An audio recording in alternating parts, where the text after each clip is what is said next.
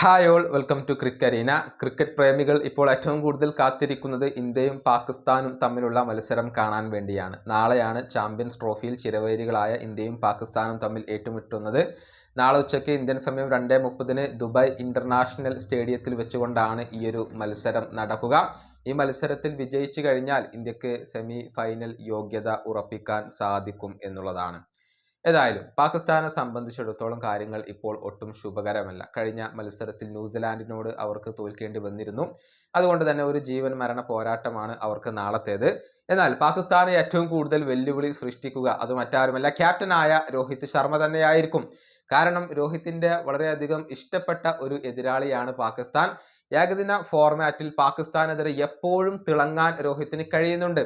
അതായത് പാകിസ്ഥാനെതിരെ അവസാനമായി കളിച്ച 6 ഏകദിന മത്സരങ്ങളിൽ 5ലും അർദ്ധ സെഞ്ചുറി പൂർത്തിയാക്കാൻ രോഹിത്തിന് കഴിഞ്ഞിട്ടുണ്ട്. 2 സെഞ്ചുറികൾ അദ്ദേഹം സ്വന്തമാക്കിയിട്ടുണ്ട്. ആ കണക്കുകൾ നമുക്കൊന്ന് പരിശോധിക്കാം. ഏഷ്യ കപ്പിൽ നടന്ന മത്സരത്തിൽ 39 പന്തുകളിൽ നിന്ന് 52 റൺസ് നേടാൻ രോഹിത്തിന് പാകിസ്ഥാനെതിരെ കഴിഞ്ഞിട്ടുണ്ട്. അതേസമയം ഏഷ്യ കപ്പിൽ മറ്റൊരു മത്സരത്തിൽ 119 പന്തുകളിൽ നിന്ന് 111 റൺസ് രോഹിത് നേടിയിട്ടുണ്ട്, സെഞ്ചുറി പൂർത്തിയാക്കിയിട്ടുണ്ട്. അതേസമയം ഏകദിന വേൾഡ് കപ്പിൽ 140 റൺസാണ് രോഹിത് പാകിസ്ഥാനെതിരെ എടുത്തിട്ടുള്ളത്. 113 പന്തുകളിൽ നിന്നാണ് 140 റൺസ് അദ്ദേഹം എടുത്തിട്ടുള്ളത്.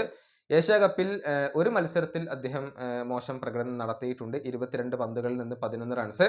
അതേസമയം ഏഷ്യ കപ്പിൽ നടന്ന മറ്റൊരു മത്സരത്തിൽ 49 പന്തുകളിൽ നിന്ന് 56 റൺസ് നേടാൻ രോഹിത്തിന് കഴിഞ്ഞിട്ടുണ്ട്.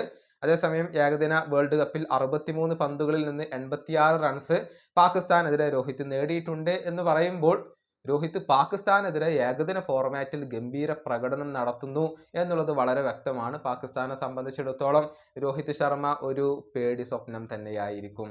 ഈ വീഡിയോയുടെ അവസാനിപ്പിക്കുന്നു. അടുത്തൊരു വീഡിയോ വീണ്ടും കാണാം.